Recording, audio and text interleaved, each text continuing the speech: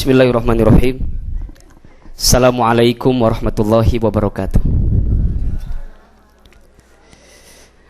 Alhamdulillahilladzi arsala rasulahu bil huda wa dinil haq liyuzhirahu 'ala dini kullihi wa kafa billahi syahida. Asyhadu an la ilaha illallah wahdahu la syarikalah wa asyhadu anna Muhammadan abduhu wa rasuluhu. Allahumma shalli wa sallim ala rasulillahil karim Sayyidina wa syafi'ina wa maulana Muhammadin sallallahu alaihi wasallam wa ala alihi wa ashabihi wa man tabi'ahum bi ihsanin ila yaumiddin. Ayah bunda jamaah salat maghrib dan isya serta tarawih Masjid Al-Ikhlas Los Angeles yang dirahmati Allah Subhanahu wa taala. Bersyukur kita kepada Allah karena masih diberikan kesempatan oleh Allah untuk merasakan nikmatnya puasa di tengah banyak-banyak orang yang tidak berpuasa. Kenapa itu sangat bernilai harganya? Dalam Al-Quran disebutkan, apakah engkau mengira beriman kepada Allah padahal engkau belum diuji oleh Allah Subhanahu wa taala? Jadi Allah itu ketika memerintahkan kepada kita satu syariat dan kita merasa ringan dengan itu, efeknya nggak seberapa. Tapi kalau kita menjalankan syariat dan kondisinya sulit, susah, berat, tantangannya gede, dan kemudian kita masih bertahan dengan itu pahalanya jauh luar biasa. Dan ayah bunda bertahun-tahun ya menjalankan apa yang Allah perintahkan kepada kita. Mudah-mudahan ini bisa menjadi pemberat timbangan pahala kita nanti di sisi Allah. Baik, ayah bunda yang dirahmati Allah, kita akan lanjutkan kajian kita yang kemarin ya tentang kiat menghadapi masalah dalam hidup. Oke. Saya ke sini ya. Kemarin sudah saya sampaikan tentang banyak ayat ya. Yang pertama, bagus. Ciri di antara manusia yang hidup itu pasti punya masalah. Kalau sekarang ayah bunda hidup dan ayah bunda punya masalah, berarti ciri ayah bunda itu hidup ya. Satu, Quran surat Al-Baqarah ayat 155 156. Kemudian yang kedua, kemarin kita bahas bahwa jadi di sini masalah pasti ada. Yang kedua, untuk melihat filosofi dari masalah hidup manusia itu ya, ada 4 kan kemarin perangkatnya. Satu, kita memahami bahwa setiap masalah yang hadir itu sama dengan kemampuan kita. Tidak mungkin Allah memberikan lika-liku dalam hidup kecuali memang sesuai dengan kapasitas kita. Tidak ada yang dilebihkan, tidak ada yang dikurangi. Kalau sekarang ayah bunda mendapatkan apapun dalam hidup, itu sudah sesuai dengan apa yang bisa kita selesaikan. Dua, filosofi yang kedua adalah fokus dari masalah itu bukan solusi, tapi evaluasi. Kan selama ini kalau kita punya masalah, fokusnya nyari solusi, betul? Padahal kata Allah Subhanahu wa taala, fokusnya jangan cari solusi, tapi fokusnya adalah evaluasi. Laha ma kasabat wa 'alaiha maktasabat. Tadi yang pertama, sesuai dengan kemampuan, la yukallifullahu nafsan illa wus'aha. Nah, ketika orang punya masalah itu, ada orang yang putus asa, ada orang yang stres, ada orang yang menyerah, tapi ada orang yang makin dekat dengan Allah. Nah, yang paling benar dan paling baik adalah ketika dia ditimpa dengan masalah, justru dia makin dekat dengan Allah. Perhatikan kalimat selanjutnya, Robbana, Robbana, Robbana terus kan? Yang pertama, Rabbana la tu'akhidna in nasina aw akhtana. Ya Allah, jangan engkau hukum kami. Yang kedua, Rabbana wala tahmil alaina. Ya Allah, jangan engkau bebani kami. Yang ketiga, Rabbana wala tuhammilna. Ya Allah, jangan engkau pikul kami. Kan begitu. Kalau manusia makin paham bahwa step-step dari masalah itu terjadi dan dia mulai dekat dengan Allah Subhanahu wa taala, maka yang keempat, Allah akan berikan solusi. Dan solusi pun gak akan langsung bim salbim abrakadabra, ada tahapannya. Yang pertama, wa'fu anna, Allah maafin dulu. Yang kedua, waghfir lana, Allah ampuni. Yang ketiga, warhamna, Allah sayangi dia. Sampai yang keempat, anta maulana fangsurna alal qaumil kafirin, Allah tolong dia. Itu tahapannya. Dan hal itu disebutkan oleh Allah di dalam surat Al-Baqarah ayat 286 tentang filosofi masalah hidup. Oke. Sekarang setelah manusia punya masalah, pasti yang kedua ya, setelah dia punya masalah, pasti Allah hadirkan solusi.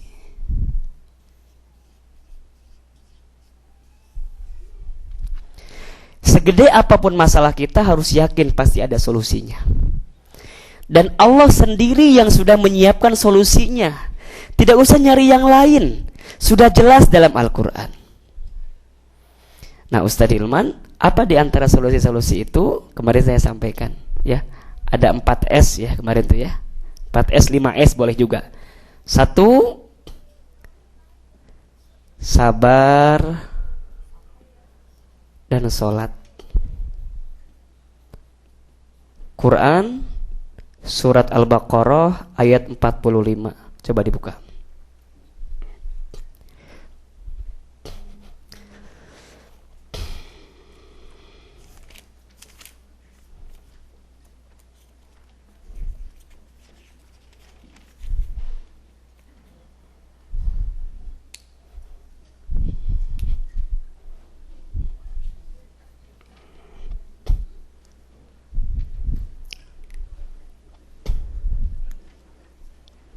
Betul? Ada? Nah. Surat Al-Baqarah ayat 45.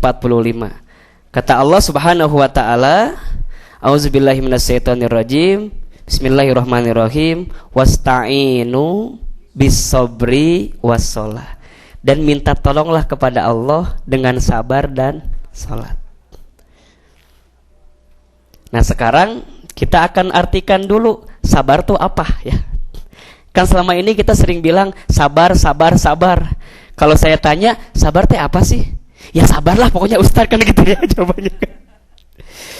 Sabar itu ya, sabar itu artinya menerima ya, menerima ketentuan Allah Subhanahu wa taala sambil terus ikhtiar mendapatkan yang terbaik. Jadi sabar itu bukan menyerah, tapi sabar itu menerima, tapi dengan cara melakukan yang terbaik agar kita keluar dari masalah itu sabar.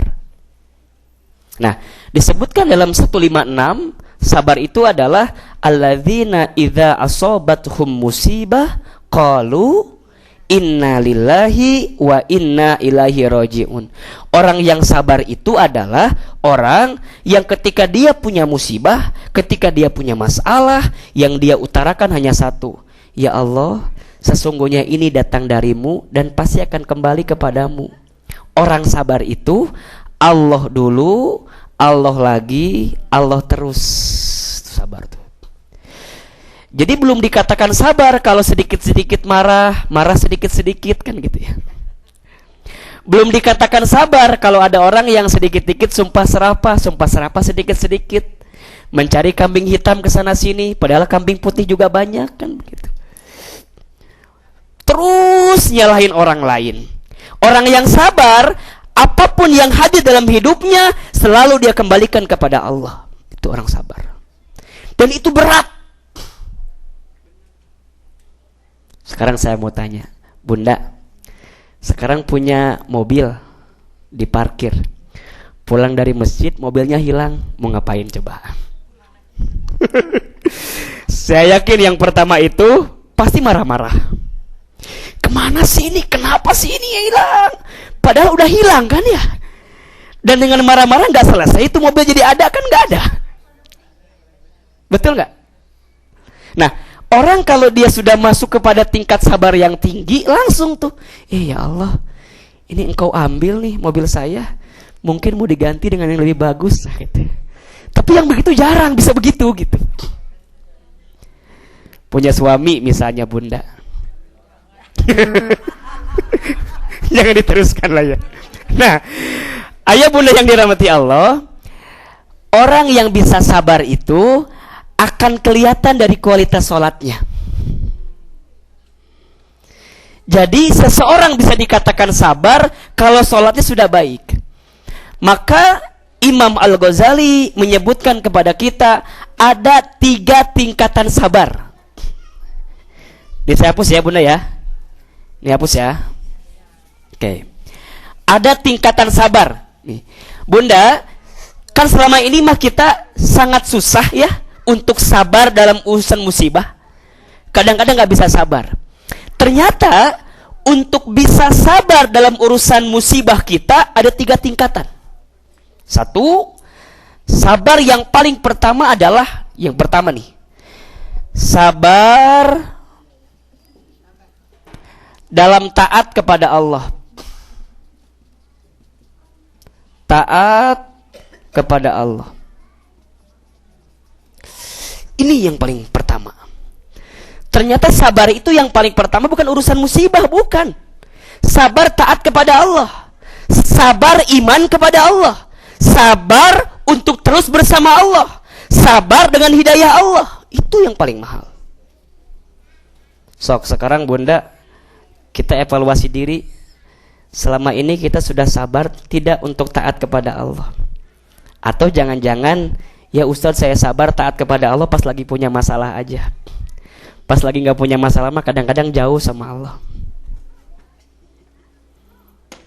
Baca Quran mungkin kita bisanya pas Ramadan saja, karena sisanya yang lain mah gak ada waktu Ustadz. Dan gak semangat juga gitu. Bunda tidak akan bisa sabar dengan masalah kalau bunda belum sabar taat kepada Allah. Karena ini kuncinya. 2, sabar untuk meninggalkan, perhatikan ya, sabar untuk meninggalkan maksiat kepada Allah.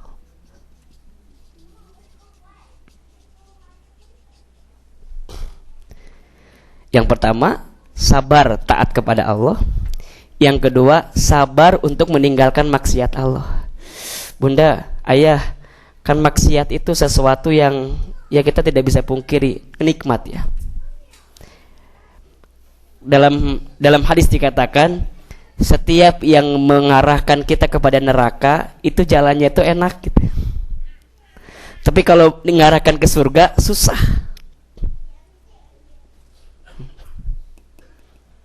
Dan maksiat itu menjadi enak di awal, tapi di akhirnya menyesal biasanya.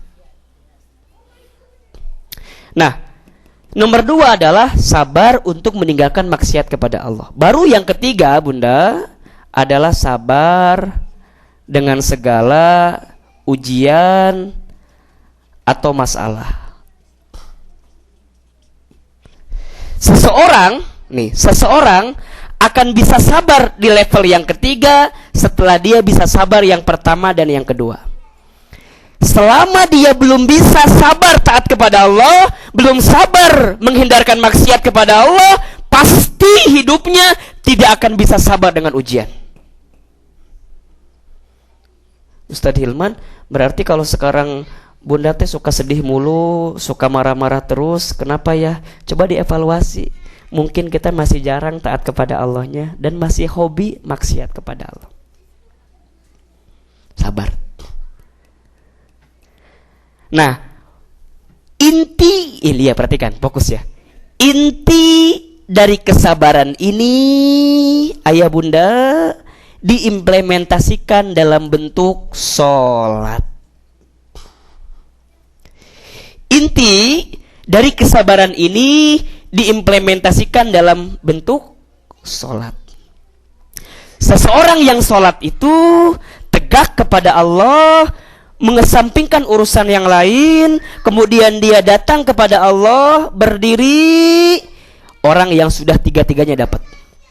Dia sabar taat kepada Allah, dia sabar meninggalkan maksiat kepada Allah, dan dia sabar, dia tahu ujian yang Allah berikan itu besar. Bunda, saya mau tanya, kenapa sholat itu sehari 5 kali waktunya yang wajib? Tahu nggak kenapa? Ustaz, kenapa nggak sekali aja sih, cukup kali? Kenapa harus 5 kali gitu? Memang jawabannya walau a'lam bishawab ya, hanya Allah yang tahu memang. Tapi menurut Ibnu Qayyim al-Jauziyah, kenapa disebutkan sholat itu hampir di setiap poros waktu ada sholat? Perhatikan ya. Kalau kita lihat perputaran waktu ada sholat. Malam, ya kan? Di sini ada sholat kan? Subuh. Di sini zuhur. Di sini asar. Di sini maghrib. Di sini isya. Lihat. Hampir di setiap poros waktu yang Allah berikan ada sholat. Ternyata salah satu alasannya adalah karena manusia itu adalah makhluk yang banyak punya masalah, dan manusia hobinya adalah curhat. Apalagi perempuan. Sok Bunda sekarang enggak kecil enggak besar pasti senang cerita ke orang lain tentang masalahnya. Betul? Dalam Islam, keinginan Bunda untuk curhat dan manusia yang punya banyak masalah itu tidak usah cari-cari jalan yang lain, tempat yang lain, waktu yang lain, sudah Allah siapkan yang namanya sholat. Tapi banyak orang sudah diberikan waktu sholat, ada tempatnya, ada waktunya, dengan cara spesial, masih sering curhat ke orang lain. Saya tanya, Bunda, kalau cerita ke orang lain, menyelesaikan masalah atau tambah masalah?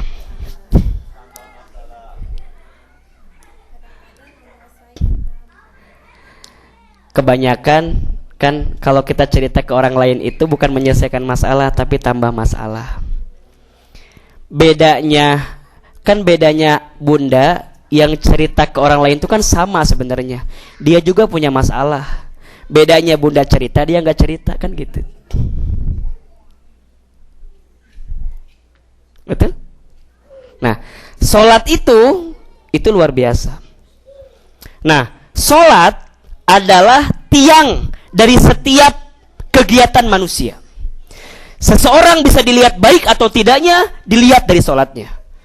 As-salatu imaduddin, faman aqamaha faqad aqamaddin, wa man tarakaha faqad hadamaddin. Sholat adalah tiangnya agama, layaknya tiang di sebuah bangunan. Kalau tiang itu roboh, maka ambruk bangunannya. Sebagus apapun jendelanya, sebagus apapun pintunya, sebagus apapun lantainya, tapi kalau tiangnya roboh, nggak jadi apa-apa tuh. Betul? Sholat, tiang agama. Barang siapa yang tegak sholatnya, maka tegak agamanya. Barang siapa yang rapuh sholatnya, sering tertinggal sholatnya, lalai dengan sholatnya, maka hancur agamanya. Satu, sholat itu ciri orang beriman. Orang beriman itu kelihatan dari sholat. Yang bedain ayah bunda dengan orang non muslim itu kan dari sholat. Puasa, mereka berpuasa walaupun bukan Ramadan. Syariat puasa buat mereka ada. Karena kalau bicara kesehatan, puasa itu sangat bagus untuk kesehatan. Mengeluarkan infak sedekah mereka juga ada. Charity punya. Betul? Kemudian mereka pergi ke satu tempat, kalau kita haji umroh mereka juga punya tempat, ada. Yang membedakan kita dengan non-muslim itu, kenapa orang Islam harus kuat, kenapa orang Islam harus tangguh, harus kemudian bertahan, survive dalam hidupnya. Dia punya sholat. Ciri orang beriman. Surat Al-Mu'minun ayat 1 sampai ayat 12. Qad aflahal mu'minun. Itu disebutkan di situ. Ciri pertama, orang sholat. 2, sholat itu adalah ciri orang bertakwa. Ciri orang bertakwa. Dzalikal kitabu la raiba fihi hudal lil muttaqin alladzina yu'minuna bil ghaib wa yuqimunas shalah. Al-Baqarah ayat 2 dan 3. Ayah, bunda mau bertakwa kepada Allah, salat. Salat, perhatikan. Salat yang ketiga adalah pencegah perbuatan keji dan mungkar. Innas salata tanha anil fahsya'i wal munkar. Al-Ankabut 45. Ustadz, kenapa ya selama ini saya udah sholat tapi perbuat keji mungkar masih terus lanjut? Nanti saya akan jawab ya. Kenapanya nanti saya akan jawab. Keempat, bunda, ini paling penting. Ini paling penting. Mungkin kalau yang tadi masih abstrak ya. Iman, takwa itu sudah tahu. Bunda, ternyata sholat itu ya sangat dekat kaitannya dengan rezeki kita. Rezeki manusia itu kualitasnya tergantung saat dia menjaga sholatnya. Ketika dia menjaga sholatnya dengan baik, maka Allah akan menjaga rezekinya dengan baik. Dibuka surat Toha 132. Saya akan bahas di sini banyak. Quran Surat Toha, surat ke-20, ayat 132. Takutnya bunda gak percaya, ayah gak percaya bahwa selama ini setelah masih ada waktu sholat nanti aja. Kan kita sering begitu ya. Hanya karena sibuk dengan urusan dunia, hanya karena sibuk dengan urusan aktivitas kita, hanya karena sibuk dengan kerjaan kita, meeting kita, usaha kita, bisnis kita, sampai kemudian meninggalkan sholat, melupakan sholat, mengakhirkan sholat. Apalagi misalnya kita lagi ada di sini nih, yang notabene banyak orang yang gak sholat. Padahal sebenarnya di belahan bumi manapun, rezeki itu dilihat dari sholatnya. Sudah dibuka? Surat Toha 132.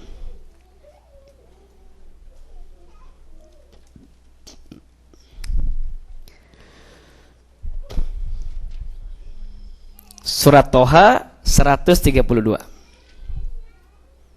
Oke, baik. A'udzubillahi minasyaitonirrajim. Bismillahirrahmanirrahim. Sudah ketemu? Oke. Wa'mur ahlaka bis salat.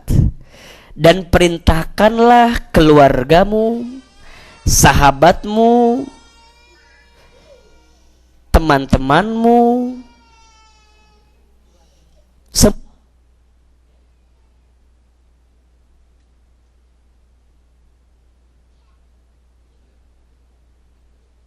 dan perintahkanlah keluargamu, sahabatmu, kerabatmu bis salat, untuk melaksanakan salat, untuk mendirikan salat.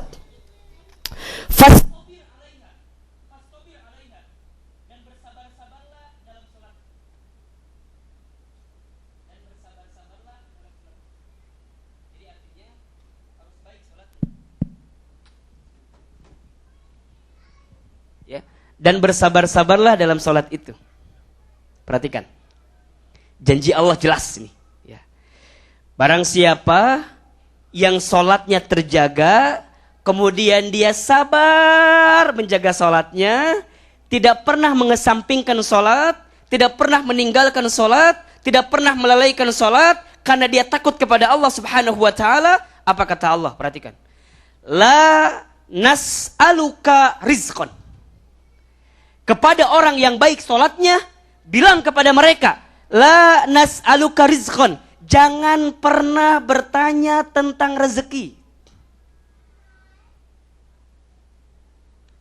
Coba. Kepada orang yang baik sholatnya, jangan pernah bertanya tentang rezeki. Bahasanya, jangan pernah hirau, jangan pernah khawatir, jangan pernah takut sama rezeki. Apa kata Allah? nahnu narzukuka. Kami yang akan menanggung rezekinya. Masya Allah. Coba, sekarang ayah bunda, alasan apa yang membuat ayah bunda mengakhirkan sholat kalau bukan urusan dunia? Betul tidak? Padahal kata Allah, la nas'aluka rizqan, nahnu narzukuka. Jangan pernah bertanya tentang rezeki, kami yang akan menanggung rezekinya. Kenapa demikian? Wal aqibatu littaqwa. Karena itu akibat manusia bertakwa kepada Allah Subhanahu wa taala. Orang yang menjaga sholat itu luar biasa. Wa may yattaqillah yaj'al lahu makhraja. Barang siapa yang bertakwa kepada Allah, maka Allah akan berikan jalan keluar. Sesulit apapun, segede apapun masalah kita, masih punya Allah, masih ada Allah. Janji Allah jelas, siapa yang dekat kepada Allah, aku akan berikan rezeki buat dia, wa yarzuqhu min haitsu la yahtasib, dari tempat yang tidak disangka-sangka. Wa may yatawakkal 'ala Allah fa huwa hasbuh. Barang siapa yang bertawakal kepada Allah, sudah Allah tentukan hitungannya. Salat. Nah, sekarang gini pertanyaannya, Ustaz, perasaan saya mah udah sholat, udah sholat nih. Tapi mengapa gini-gini terus kan gitu ya. Kan kata Ustaz harus sholat dan segala macamnya. Kita cek evaluasi. Kira-kira sholat kita selama ini sudah baik atau belum? Belum tahu kan? Nah, Bunda perhatikan ya. Di dalam perintah sholat itu pasti kalimatnya menggunakan alif lam. As-sholat. Ada yang begini, ada juga yang begini. Ya. Pasti ada alif lam. Betul? Dalam Quran pasti ada alif lamnya. Wa aqimus shalah, wa aqamus shalah, pasti ada alif lamnya.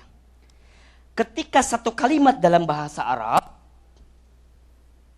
ya, di awal kalimat itu menggunakan alif lam, berarti di sini kalimatnya adalah kalimat ma'rifat. Dalam kaidah ilmu nahwu dan shorof, kita kenal kalimat ma'rifat. Kalimat ma'rifat itu adalah kalimat khusus. Oke. Contoh begini. Contoh kalau kita dalam bahasa Inggris misalnya, kita nyebut misalnya ada mobil, ya, car. Kalau kita bilang car, itu berarti mobilnya nggak jelas. Mobil yang lain yang mana saja, betul nggak? Tapi kalau kita pakai the car, ya kan? The car berarti mobil itu. Jelas? Nah, kalimat yang menggunakan dengan the car berarti itu ma'rifat. Nah, pemahaman dalam sholat ini, yang dimaksud dengan sholat dalam kalimat Quran itu menunjukkan adalah sholat yang khusus, sholat yang berbeda, sholat yang istimewa, bukan sholat yang biasa saja. Bisa jadi selama ini sholat kita belum berpengaruh dalam hidup kita, belum bisa menjawab masalah hidup kita, karena baru sholatnya bukan ma'rifat, baru sholat yang biasa saja. Baru sekedar sholat-sholatan aja lah. Maka perhatikan, perintah sholat itu pasti wa'aqimu, bukan wa'af'alu. Dan mendirikan, bukan melaksanakan. Ustadz Hilman, apa bedanya mendirikan dengan melaksanakan? Beda. Mendirikan, melaksanakan. Saya mau tanya, kalau bangunan ketika mau dibangun, didirikan atau dilaksanakan? Didirikan. Ketika mau bangun bangunan itu, perlu ada persiapan tidak? Perlu. Perlu ada satu tahapan-tahapan tidak? Tahu. Kalau kita main langsung bangun aja, pasti rumahnya nggak jadi tuh, bangunannya nggak jadi. Betul? Sholat itu layaknya sama dengan mendirikan bangunan. Dalam sholat penuh dengan persiapan-persiapan khusus. Betul?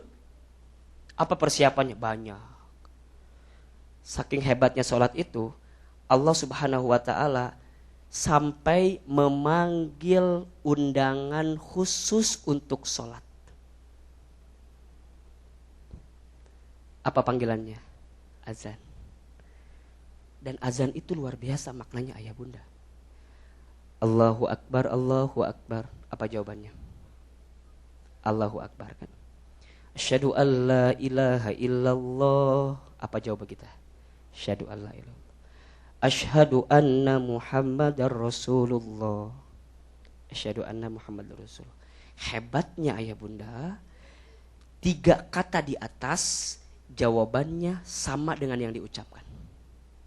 Tapi ketika hayya 'alas shalah, ketika hayya 'alal falah, jawabannya berbeda. Apa jawabannya? La haula wala quwata illa billah. Kenapa demikian? Hayya 'alas shalah, ayo kita sholat, kan itu artinya. Kenapa jawabannya enggak ayo kita sholat, tapi kita jawabannya la haula wala quwata illa billah. Siap ya Allah, kami mau sholat karena kami tahu kami tidak punya daya upaya, kami tidak punya kekuatan kecuali punya Engkau ya Allah. Kan itu bahasanya. Mungkin manusia kalau diajak langsung sholat masih enggak mau kan. Ayo sholat, nanti aja lah malas. Nanti aja lah masih ada kerjaan. Nanti aja lah, kan begitu. Sama Allah ditambahin lagi panggilannya. Hayya 'alal falah. Manusia, siapa yang mau berhasil? Siapa yang mau sukses? Siapa yang mau mendapatkan jalan keluar dari masalahnya? Kan begitu panggilannya. Al-falah. Mungkin kalau diajak langsung sholat, manusia masih mikir-mikir. Masih nggak mau. Tapi kalau begini, siapa yang mau dapat duit $1.000? Kan gitu bahasa kita kan begitu. Bunda, siapa yang mau dapat suaminya baik siapa? Saya Ustadz mau, kan gitu. Ayah, siapa yang mau dapat istrinya cantik? Kan gitu. Walaupun yang ada biasa aja gitu. Tapi kan di mata Allah beda. Saya ya Allah, siapa yang mau bersyukur, mau menerima, punya anak soleh semua, siapa yang mau? Saya sakit ya Allah pengen sembuh. Saya sekarang susah pengen berhasil. Saya sekarang gagal ya Allah pengen sukses. Terus minta. Hayya 'alal falah. Siapa yang mau itu? Siapa? Kan kita jawab, saya ya Allah. La haula wala quwata illa billah. Kan? Allahu Akbar, Allahu Akbar. La ilaha illallah. Kan gak langsung sholat kan? Ambil wudu dulu. Wudu itu luar biasa ayah bunda. Wudu itu kan prosesnya luar biasa. Pertama bersihin tangan dulu. Kenapa? Karena kita takut ya Allah. Selama hidup pernah mengambil harta yang tidak baik. Pernah menyentuh yang haram, pernah menyentuh yang tidak engkau sukai, kan begitu, dibersihin tangan kita. Kemudian setelah tangan dikumur-kumur kan, karena takut selama ini hidup pernah berkata-kata kotor, pernah menyakiti orang lain, pernah menyinggung perasaan orang lain. Saya mau ngadu sama Allah, mau curhat sama Allah, nggak mau mulut ini menjadi hina, nggak mau kan. Dibersihin hidung kita karena takut selama hidup ini pernah mencium yang tidak baik. Kan begitu. Dibasuh wajah kita karena takut wajah ini pernah menyentuh hal yang haram. Mata ini pernah melihat yang maksiat. Kan begitu. Bersihin tangan kita karena takut selama hidup pernah bersentuhan dengan yang tidak baik. Kan begitu. Kemudian bersihin rambut kita sedikit, telinga kita karena takut selama hidup pernah mendengarkan yang tidak baik. Kan begitu. Bersihin kaki kita karena takut selama hidup pernah melangkah kaki ke tempat yang salah. Semua dibersihin, mau bertemu dengan Allah Subhanahu wa taala. Masya Allah. Takbir kan kita ya, duduk pakai pakaian yang bersih, mau ketemu sama Allah. Sekarang begini analoginya, kalau kita mau ketemu sama presiden kan luar biasa persiapannya. Kalau mau ketemu ke kondangan kan luar biasa pakai pakaian terbaik. Masa mau bertemu dengan Allah, Sang Maha segalanya, yang memberi apapun kepada kita, tidak mau menjadi yang terbaik kan gak mungkin.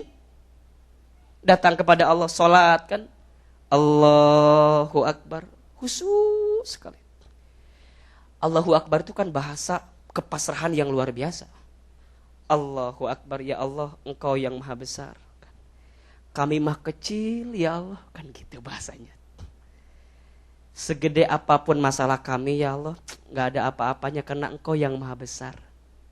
Berat ya Allah, kami punya masalah sekarang nih, berat. Suami misalnya di PHK, rumah mau diambil, mobil gak punya, anak-anak jauh, berat ya Allah. Tapi ada orang yang sholat, Allahu Akbar. Tapi kami yakin ya Allah, tidak ada yang lebih besar dibanding Engkau ya Allah. Allahu Akbar. Kan begitu. Ya Allah, maksiat kami banyak, dosa kami banyak, tapi kami yakin ya Allah, ampunanmu lebih besar dibanding itu. Jadi orang yang memahami luar itu baru Allahu Akbar, Bunda. Langsung baca iftitah ya. Setelah iftitah baru baca Al-Fatihah. Itu Al-Fatihah itu bacaannya luar biasa maknanya, ayah bunda yang dirahmati Allah. Bismillahirrahmanirrahim. Dengan menyebut namamu ya Allah, yang maha pengasih lagi maha penyayang. Ya Allah, hari ini kami sakit hati. Kami ada yang menyinggung, kami ada yang mengkhianati. Kan gitu mungkin dalam hidup. Tapi kami gak akan sedih ya Allah, karena ada Engkau yang maha pengasih lagi maha penyayang. Coba. Alhamdulillahi Rabbil Alamin. Ya Allah, segala puji hanya bagimu, Tuhan semesta alam. Yang punya kami Engkau, yang punya rumah, yang punya kendaraan, yang punya kerjaan, hanya Engkau. Ar-Rahmanir Rahim, Maliki Yaumiddin. Itu muji terus tuh, muji Allah terus. Sampai kata Allah, Allah menyapa sama kita lagi sholat.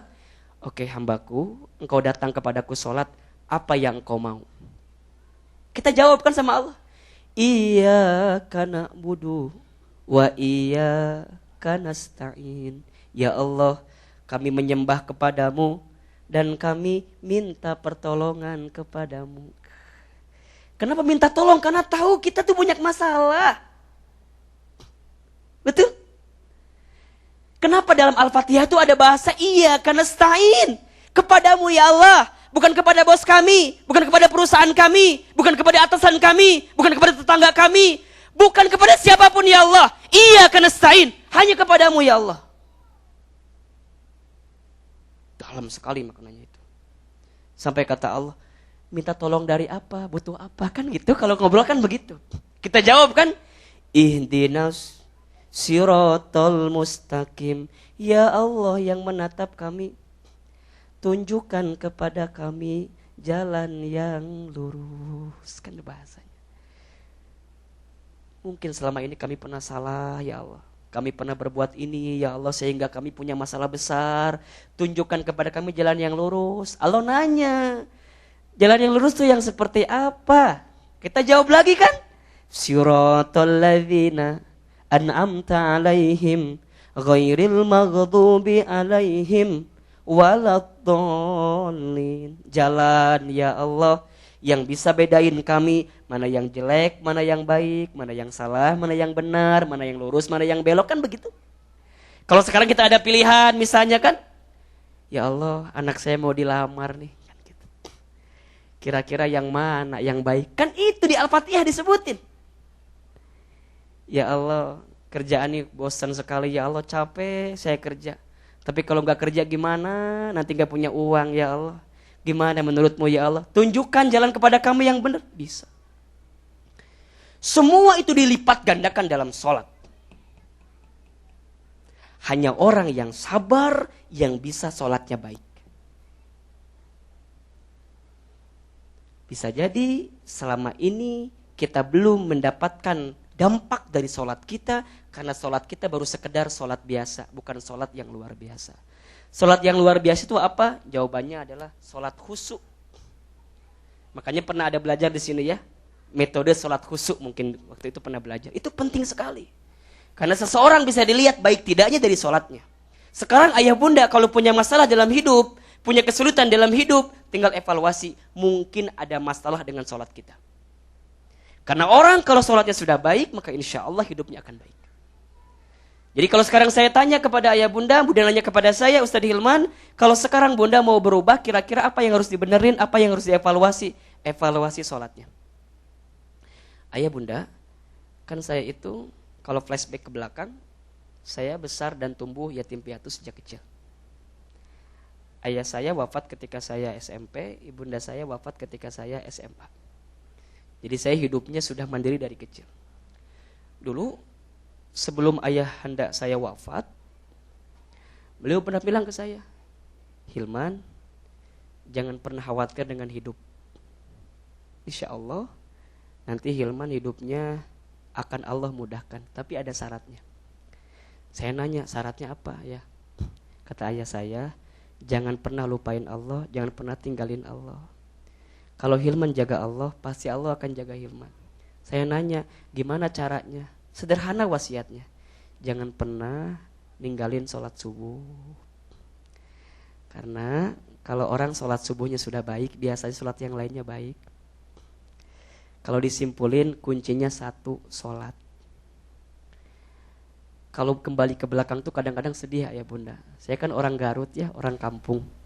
Kalau lihat rumah tuh suka sedih. Karena kalau hujan, asbes dapur itu bocor. Kalau kemarau, kan anginnya kenceng. Itu asbesnya sering kebuka. Terus kan dulu almarhumah tuh hanya jualan di pasar gitu ya. Jualan kecil. Kalau lihat tetangga itu kayaknya kita ini ke depan mau jadi apa, suram gitu ya. Susah gitu ya. Tapi kok Allah menguatkan dengan luar biasa gitu. Ya salah satunya sholat. Sampai dapat keajaiban yang Masya Allah ya. Bisa sekolah, pertukaran pelajar ke Amerika, ke Jepang, sekolah ke Timur Tengah, kemudian bisa, ya sekarang ada di sini, di Indonesia tentu, di televisi gitu ya, ngisi. Kalau dipikir-pikir bukan karena saya. Salah satunya karena kita yakin ada Allah. Karena orang kalau sudah bersama Allah, pasti Allah akan jaga. Kemarin kan sudah saya cerita, ada kisah yang tukang cukur itu ya. Jadi bukan salah Allahnya, mungkin salah kitanya yang gak pernah dekat sama Allah Subhanahu Wa Taala. Karena Allah sudah berikan jawabannya kepada kita. Sabar dan sholat. Orang yang bisa sabar hanya orang yang sholat. Maka untuk perubahan dalam hidup kita, buat menghadapi masalah hidup adalah dengan sabar dan sholat. Saya akan cepat aja karena waktu ya. Yang kedua bunda, orang yang beriman dan bisa menyelesaikan masalah, yang kedua adalah syukur dan sedekah. Syukur itu adalah lawan, bukan lawan ya istilahnya, teman setia dari sabar. Manusia kalau punya sifat sabar dan syukur itu luar biasa.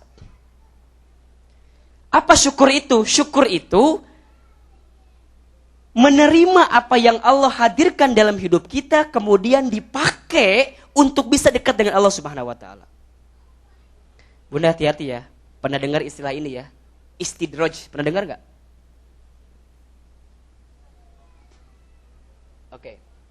Syukur itu menerima apa yang Allah berikan kepada kita dan digunakan semata-mata untuk dekat dengan Allah, itu syukur. Kan nikmat yang Allah berikan kepada kita itu banyak atau banyak banget? Coba jawabnya yang kompak, banyak atau banyak banget? Serius? Yakin?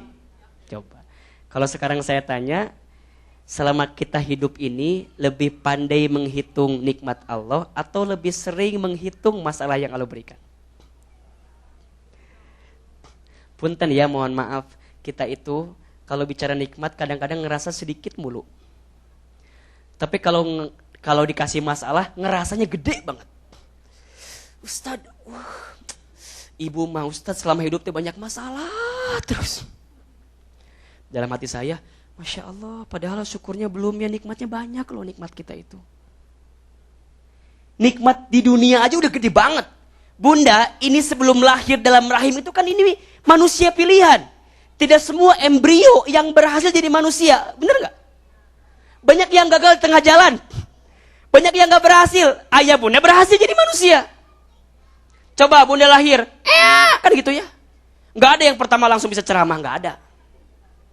Pertama lahir gak ada yang bisa berjalan. Nangis dulu. Tapi mengapa orang tua ayah bunda bisa paham dengan kemauan ayah bunda semua? Lapar ya, bener gak? Kan bisa aja kan. Kok ini siapa? Dibuang bisa aja kan. Tapi luar biasa ada ikatan batin. Nangis, lapar ya, dikasih. Haus, dikasih. Ngantuk, digendong. Mulai dari yang kecil, mama, panggil mama, ya, papa, kan gitu. Gak bisa apa-apa, nangis lagi, nangis lagi. Lucunya, ini lucunya manusia. Saat dulu waktu dia lahir, ketika dia belum punya banyak masalah, banyak nangis kepada Allah. Tapi mengapa saat dia tumbuh dewasa, sudah tua, masalahnya banyak, dosanya banyak, dia jarang menangis kepada Allah. Padahal waktu dulu kita belum apa-apa kan nangis mulu kerjaan kita. Tapi kenapa sekarang susah banget buat nangis kepada Allah? Kayaknya kebal banget gitu. Ya aman ya Allah. Dulu kan waktu kecil, dikit-dikit nangis kan gitu. Maka mungkin ayah bunda kalau lihat saya, wajahnya agak sedikit, mata saya banyak, karena saya banyak nangis. Saya tuh paling hobi dan paling sering nangis. Baik kalau lagi sendiri. Kan ada 3 air mata yang dirindukan surga, bunda. 3 air mata yang dirindukan surga. 1, air mata seseorang yang banyak menangis karena bertaubat kepada Allah. Yang kedua, air mata orang tua karena begitu bangga melihat anaknya. Dan yang ketiga adalah air mata seorang suami atau istri yang mereka keduanya benar-benar sungguh-sungguh ingin membahagiakan di antara keduanya. Jadi kalau sekarang bunda banyak menangis ya, karena bersabar dalam keluarga, itu surga. Suami ketika peluh, kesah, keluar, keringat segala macam mencari nafkah dan kemudian kita keluar air mata karena saking capeknya, itu pahala. Itu surga. Ini penting saya sampaikan ya kepada bunda. Bunda, jadi suami itu tanggung jawabnya berat luar biasa. Berat. Masih ingat waktu dulu para ayah ketika khitbah ketika akan nikah. Kan saya terima nikahnya Fulanah binti Fulan. Saat itu terjadi misaqan golido, perjanjian yang sangat besar sampai kemudian malaikat menjadi saksi. Pada saat itu bahasnya begini, artinya saya terima nikahnya perempuan ini dan saya terima segala kebaikan yang dia lakukan dan ini penting di sini nih. Dan seluruh kesalahan, maksiat, dosa dari istri saya nanti saya yang terima. Jadi suami itu nggak sembarangan tugasnya. Bunda sayang sama suaminya nggak? Selama ini banyakkan mengeluh kita sama suami, betul nggak? Banyakkan kesal sama suami. Suami itu berat. Apalagi ketika suami jadi seorang ayah. Jadi seorang ayah punya anak perempuan. Masya Allah. Ketika jadi anak perempuan, satu helai rambut aurat anak perempuan kita terlihat, dosanya buat ayah. Masya Allah. Saya punya anak perempuan, Pak. Saya juga merinding kalau bicara begini. Jadi penting. Saya mau tanya, nyuci itu tugas siapa, Bunda? Istri atau suami?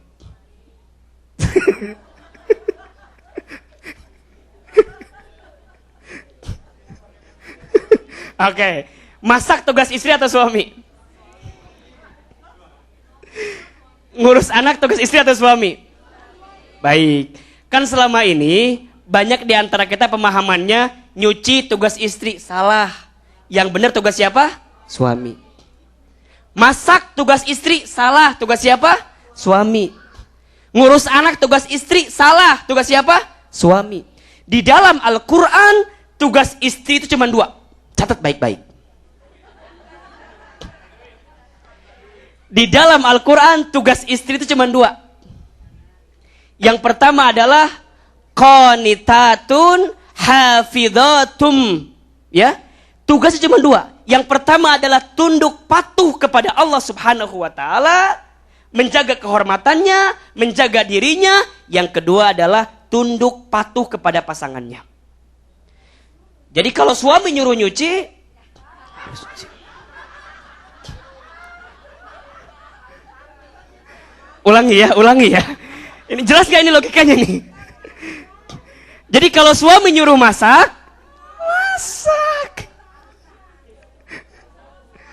Ulangi ya. Bunda, masak itu tugas suami, ya. Nyuci tugas suami. Ngurus anak, tugas suami. Di dalam Al-Quran, istri itu tugasnya cuma 2. 1, menjaga kehormatan dirinya kepada Allah. Yang kedua, tunduk taat patuh kepada suami. Jadi kalau suami nyuruh nyuci. Kalau suami nyuruh masak. Kenapa saya sampaikan begini? Karena banyak di antara bunda yang ketika nyuci, ketika masak, ketika ngurus anak banyak mengeluh. Betul gak? Si papamnya enak kerjaannya. Ingat bunda, ketika bunda mengerjakan itu adalah bagian taat kepada suami. Pahala.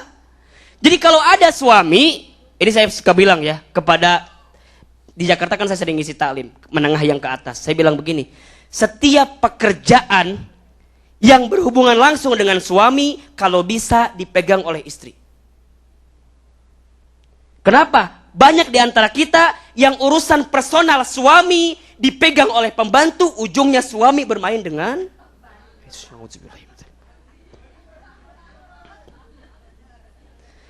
Ustadz, misalnya apa yang harus dipegang? Banyak. Pakaian untuk suami harus istri yang megang. Misalnya suami mau pakai baju yang mana, istri yang kasih. Ganti kaos kaki, ganti handuk. Ketika mau makan disiapin oleh istrinya. Itu harus istri, nggak boleh yang lain. Justru karena nggak ada harus ada begitu.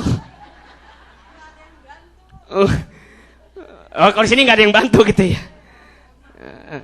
Ya kalau nggak ada yang bantu sama istri orang nanti dibantuin. Itu bahaya juga kalau begitu kan. Kan sekarang lagi ngetren di Amerika begitu katanya kan. Kemarin saya waktu di Philadelphia itu sedih juga bunda. Cerita begini, sederhana ini ceritanya. Jadi di Philly itu ada jamaah datang ke saya. Ustadz, di Amerika itu lagi ngetren katanya. Suami istri waktu berangkat dari Indonesia barengan. Tapi ketika di Amerika pisah. Yang satu nikah dengan siapa, satu nikah dengan siapa. Saya nggak mau begitu bunda. Bukan sedih banget, sedihnya tuh di sini. Sakit.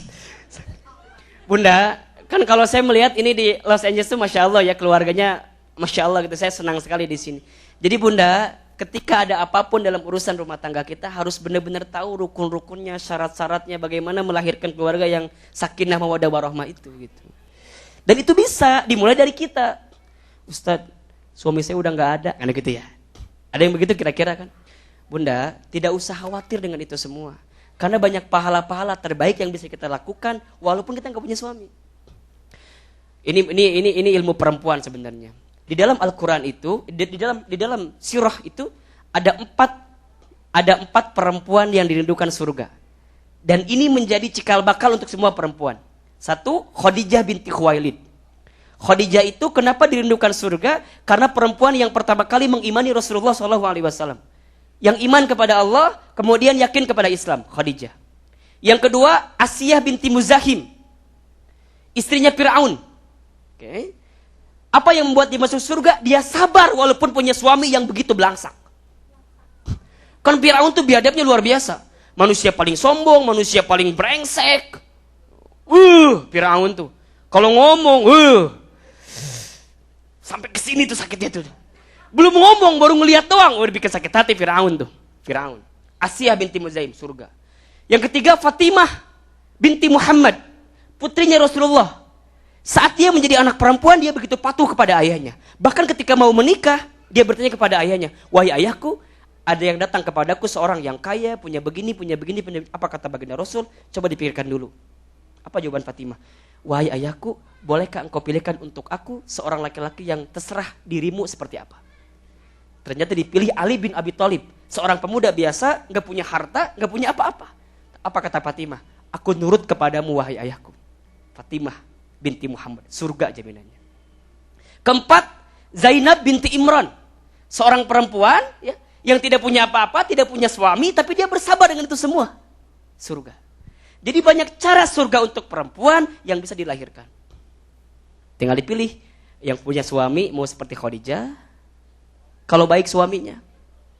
Mau seperti Asiyah, kalau suaminya kayak Fir'aun. Yang ketiga, kalau yang belum menikah atau yang masih jadi anak seperti Fatimah binti Muhammad, atau yang belum punya suami dan gak punya suami, mau seperti Zainab binti Imran. Banyak pilihannya. Dan kalau kita melihat portofolio keluarga, itu bunda, di dalam Islam ada keluarga 4 kriteria juga. Yang pertama, ada yang suaminya soleh, istrinya gak solehah. Keluarga siapa tuh? Keluarga Nabi Nuh. Nabi Nuh tuh suaminya Nabi Nuh soleh. Tapi istrinya bahkan dengan anak pertamanya Kanaan tidak solehah. Oke. Yang kedua, ya, ada yang istrinya solehah, suaminya enggak soleh. Firaun dan Asiyah binti Muzahim. Yang ketiga, ada yang suami istrinya nggak soleh dua-duanya. Siapa itu? Abu Lahab dengan Hindun. Tapi ada yang keempat, yang suaminya soleh, istrinya solehah. Siapa? Ibrahim dengan Siti Hajar. Bunda mau yang mana? Mau yang seperti 1, 2, 3 atau 4? Seperti siapa? Nabi Ibrahim. Tapi Ibrahim itu istrinya 2. Kan katanya mau seperti Ibrahim.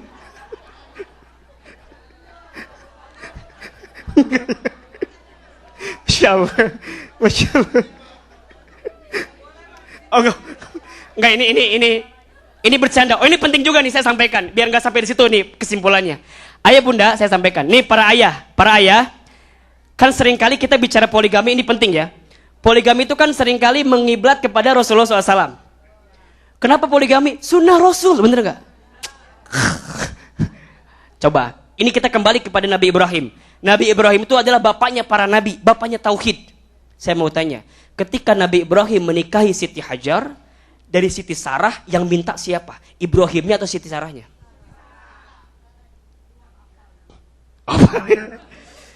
Ketika Nabi Ibrahim menikah dengan Siti Hajar, yang kedua itu, yang minta adalah Siti Sarah, istrinya, bukan Nabi Ibrahimnya. Oke. Artinya, ini bapak agak marah ke saya kalau gini nih. Tadi agak senang nih. Itu yang pertama. Yang kedua, indikatornya lihat. Kenapa Siti Sarah mengizinkan Nabi Ibrahim untuk menikah lagi? Yang pertama adalah karena dia tidak punya keturunan. Yang kedua adalah karena dia melihat Siti Hajar itu perempuan yang solehah. Jadi bunda, kalau suaminya menawarkan perempuan yang lebih solehah dibanding bunda, izinkan. Ini yang paling penting nomor 3. Nomor tiga adalah ketika Nabi Ibrahim, kan begini ya, ceritanya begini. Ketika Siti Sarah itu mengizinkan Nabi Ibrahim menikah dengan Siti Hajar, mereka tinggal serumah. Sampai kemudian Siti Sarah tuh marah kepada Nabi Ibrahim. Karena lama-lama Nabi Ibrahim lebih condong kepada Siti Hajar. Karena Siti Hajar punya anak, Ismail. Dan istri kedua, kan biasa begitu. Tapi apa permintaan Siti Sarah? Wahai Ibrahim suamiku, bisa tidak engkau pergi jauh-jauh dariku, membawa Siti Hajar ke tempat yang jauh, sampai kemudian aku tidak bisa melihat lagi dirinya. Bunda perhatikan, saking hebatnya Siti Hajar dan hebatnya Ibrahim, bilang kepada Siti Hajar, wahai Hajar, istriku, aku begitu cinta kepada istriku yang pertama. Aku ingin minta izin kepadamu, mau tidak engkau aku bawa ke tempat yang jauh, aku akan minta kepada Allah, tempatnya entah di mana aku belum tahu.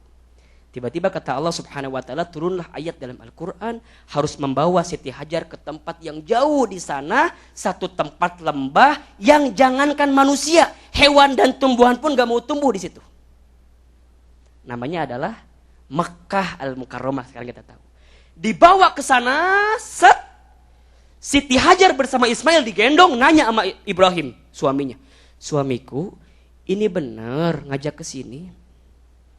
Iya benar, emang kenapa? Jangankan manusia, hewan tumbuhan pun gak ada. Begitu. Bunda, coba bunda bagaimana perasaannya? Jadi istri kedua dibawa ke tempat yang asing, sedih apa enggak? Baru nyampe di sana, Ibrahim bilang begini, Hajar, mohon maaf, aku hanya bisa nganterin kamu sampai di sini.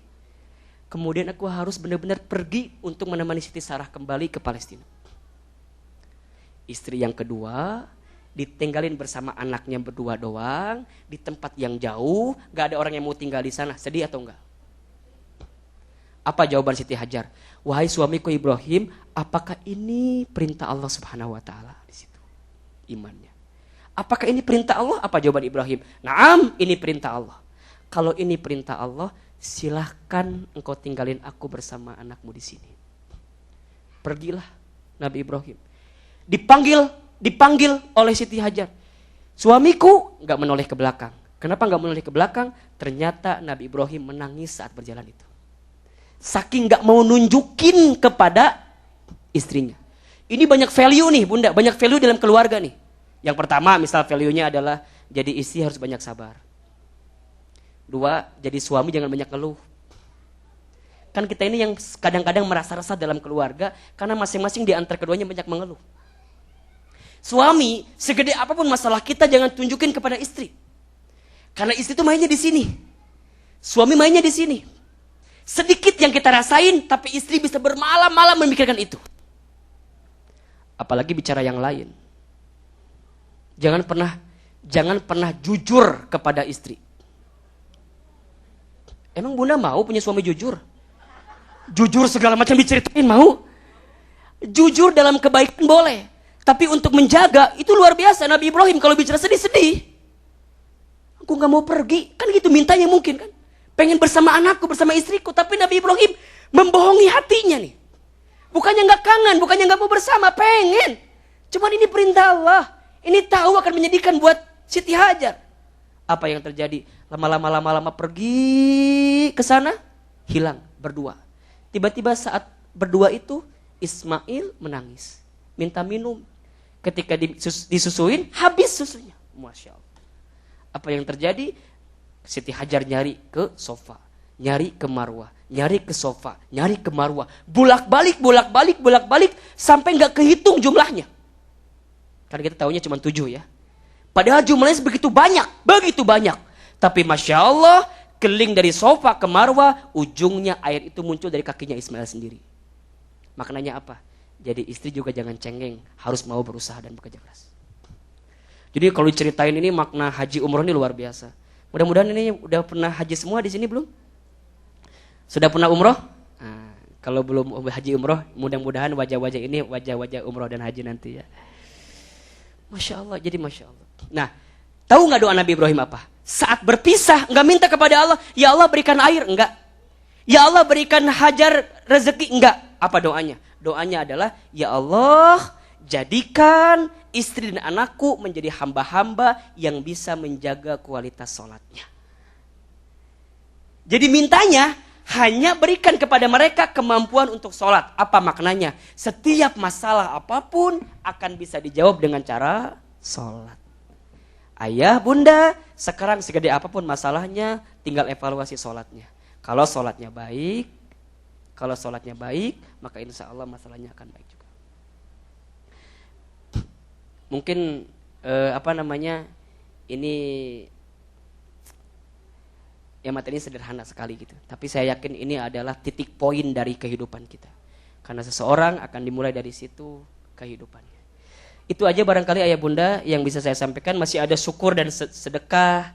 Orang yang bersyukur itu orang yang pandai sedekah. Nanti yang ketiga ada silaturahim dan saum. Silaturahim yang penting itu adalah kepada kedua orang tua ayah bunda. Kedua orang tua. Mungkin di antara ayah bunda yang masih ada orang tuanya, jangan lepas komunikasi silaturahimnya. Yang sudah tidak ada, jangan lepas doanya. Di buku saya itu disebutkan bagaimana cara-cara berbakti kepada orang tua, baik yang sudah tiada atau yang masih ada. Bukunya cuma 3 lagi, yang lainnya nanti yang sisanya silakan diambil ya. Kemudian yang keempat itu nanti sopan dan santun, terutama kata-kata, menjaga kata-kata. Sampai yang kelima nanti kita bicara tentang salam. Jadi ini adalah 5S solusi yang insya Allah kalau tidak ada halangan tahun depan akan terbit lagi bukunya. 5S menjawab masalah hidup kita semua. Mudah-mudahan ini bermanfaat. Mohon izin besok subuh saya kembali ke Philadelphia untuk melanjutkan kajian-kajian di state-state yang lainnya. Semoga ini bukan pertemuan terakhir. Insya Allah next year kita bisa ketemu lagi di sini. Mohon maaf jika selama saya di sini mungkin merepotkan ayah bunda, kemudian banyak menyinggung kata-kata saya, tapi mohon doanya semoga saya senantiasa diberikan keistiqomahan oleh Allah Subhanahu wa taala. Insya Allah nanti sholat Id saya di KJRI Chicago, jadi cukup lumayan.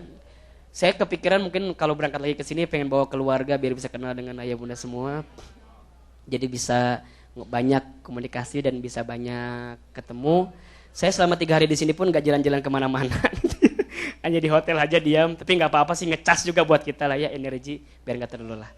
Itu aja barangkali ayah bunda. Sebelum kita sholat isya dan taraweh, mari sama-sama kita berdoa kepada Allah agar Allah kuatkan hidup kita dan Allah agar terus senantiasa menemani kebersamaan kita semua.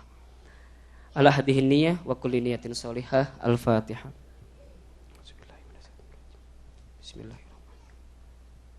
Alhamdulillahirabbil alamin. Arrahmanirrahim. Maliki yaumiddin. Iyyaka na'budu wa iyyaka nasta'in. Ihdinas siratal mustaqim. Siratal ladzina an'amta 'alaihim ghairil maghdubi 'alaihim waladdallin. Amin. Istighfar kepada Allah. Astaghfirullahaladzim. Astaghfirullahaladzim. Astaghfirullahaladzim. La ilaha illallah wahdahu la syarikalah. Lahul mulku wa lahul hamdu yuhyi wa yumitu wa huwa ala kulli syai'in qadir. Angkat kedua telapak tangan kita.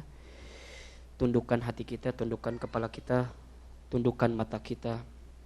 Kita berdoa sungguh-sungguh kepada Allah.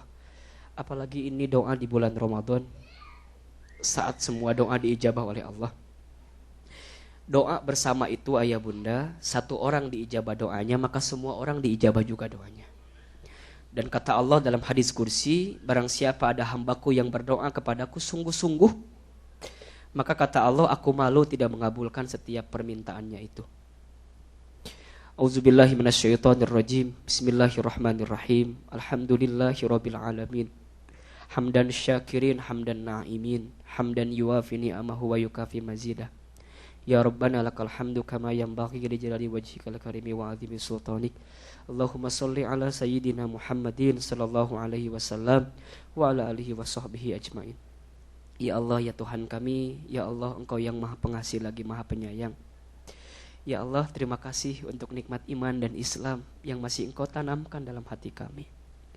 Ya Allah, ya Rahman, ya Rahim, terima kasih untuk nikmat usia yang masih Engkau titipkan kepada kami.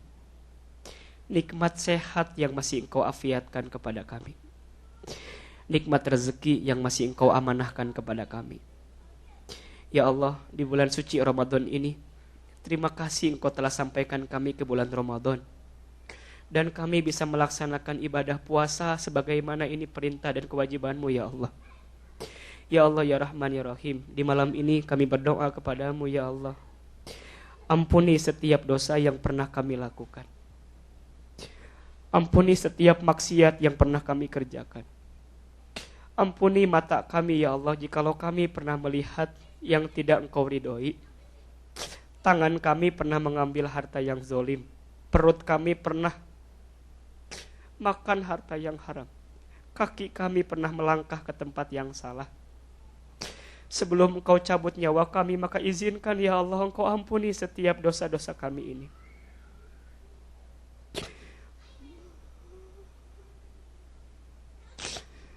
Kami semua takut ya Allah dengan siksa api neraka-Mu yang begitu pedih, karena Engkau belum terima ampunan dosa kami. Maka kami minta kepadamu ya Allah, jangan Engkau sisakan dosa kami di dunia ini ya Allah. Engkau ampuni semua dosa kami, dosa yang kecil sampai dosa yang besar. Dosa yang kami buat terang-terangan sampai yang kami sembunyikan. Apalagi dosa kami kepada kedua orang tua kami ya Allah. Sampai kami hidup, kami belum sempat membahagiakan kedua orang tua kami. Maka ya Allah, untuk kedua orang tua kami yang telah wafat, lapangkan alam kuburnya. Terima iman Islamnya. Limpahkan pahala atas setiap amal kebaikannya. Maafkan kami anaknya ya Allah, jikalau saat orang tua kami masih hidup itu, kami pernah menyinggung hati mereka, kami pernah menyakiti perasaan mereka. Apalagi untuk orang tua kami yang masih hidup, panjangkan usia mereka ya Allah dalam taat ibadah. Mungkin selama ini kami jauh ya Allah, kami belum bisa berbuat baik ya Allah. Tapi ya Allah, Engkau tahu perasaan hati kami. Maka ya Allah, kami minta kepadamu, kumpulkan kami bersama kedua orang tua kami di surga-Mu ya Allah. Kami minta halalkan setiap darah yang keluar dari rahim ibunda kami saat dulu melahirkan kami ya Allah. Halalkan setiap air susu yang pernah kami minum saat kecil. Halalkan setiap keringat yang keluar dari ayahanda kami saat dulu sibuk mencari nafkah untuk kami dan keluarga. Ya Allah, ya Rahman, ya Rahim, hanya kepadamu lah kami meminta ya Allah. Ya Allah, ya Rahman, ya Rahim, kami punya keluarga ya Allah. Jadikan keluarga kami keluarga yang sakinah, mawaddah, warahmah ya Allah.